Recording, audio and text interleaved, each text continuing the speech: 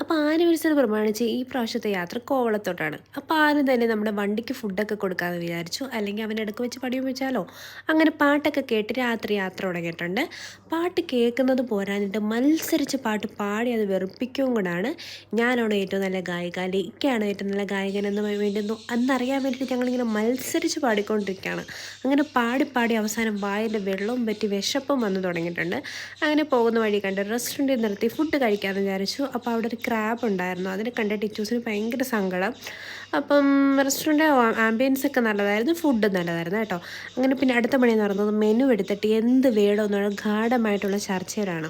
ഇന്നിത് മൊത്തം ഓർഡർ ചെയ്ത് കഴിച്ചാലോ എന്നാണ് മനാഫിക്കയുടെ ഈ ഒരു എക്സ്പ്രഷൻ. അങ്ങനെ ഞങ്ങൾ അവസാനം ചർച്ചയ്ക്കൊടുവിൽ അൽഫാമിൽ തന്നെ വന്ന് നിന്നിട്ടുണ്ട്. അതായിരിക്കും എന്ന് എനിക്കറിയാമായിരുന്നു തുടക്കത്തിൽ തന്നെ.